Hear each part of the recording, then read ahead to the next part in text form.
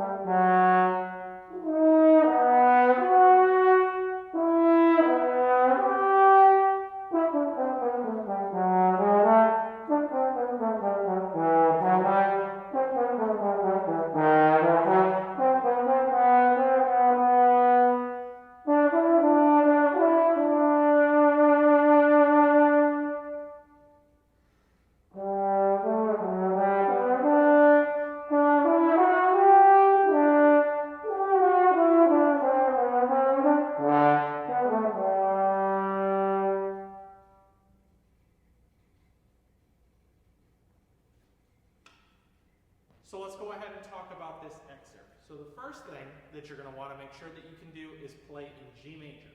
So I would advise making sure that you can hear this key and have your ears ready to go to play this key by playing long tones in the key. So let's play the 5-note pattern for G major, starting on G in the bass clef staff, going up to D in the bass, above the bass clef staff, and play each note as half notes. Half notes or whole notes, but let's start as half notes.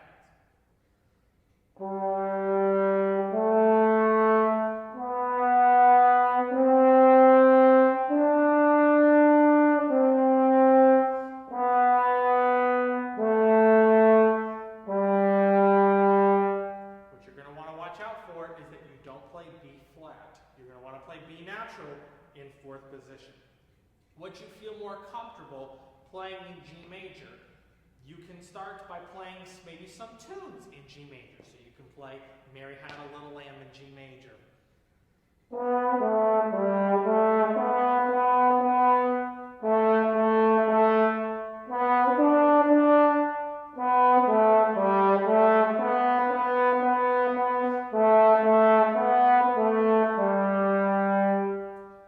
This will get you more used to playing lyrically in these keys that you might not be as familiar with.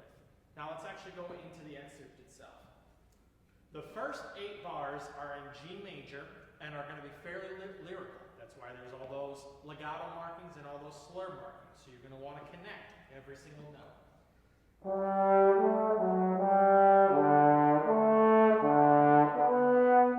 Very important to play everything nice and full value.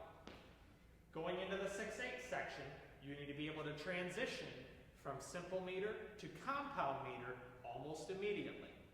Now you can take a slight break between the two because most judges are not going to care about you being in exact strict time between these transitions. So, da, 2 and 3, 4, 1, 2, 3. And then you're going to want to take that meter and immediately switch it to 6/8 compound meter and measure 9.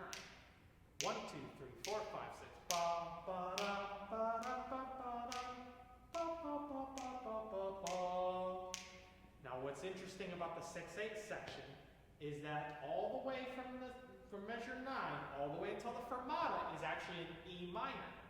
That's why you see a D sharp in there, and that's why you see an A sharp in there, because it's using a little bit of E minor. So you might also want to warm up in that key as well when working on this excerpt, which is E 2nd position, F sharp in 5th, G in 4th, A natural in 2nd, and B natural in 4th. And we use that 5-note warm-up that we talked about earlier.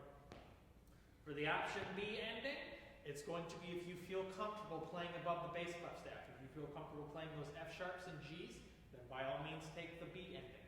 The letter A ending is a little bit more complicated rhythmically, especially in the third measure of the letter A section, which is measure number 29. So let me go ahead and play you the A section so you can hear how that goes as well.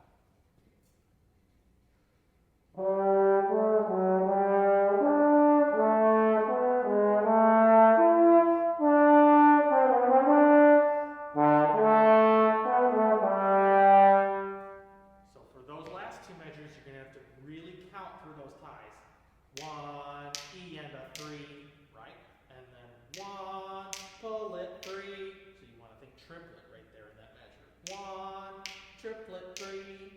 Okay, so those a little bit about the 9-10 excerpt. I hope that you have great success with this excerpt.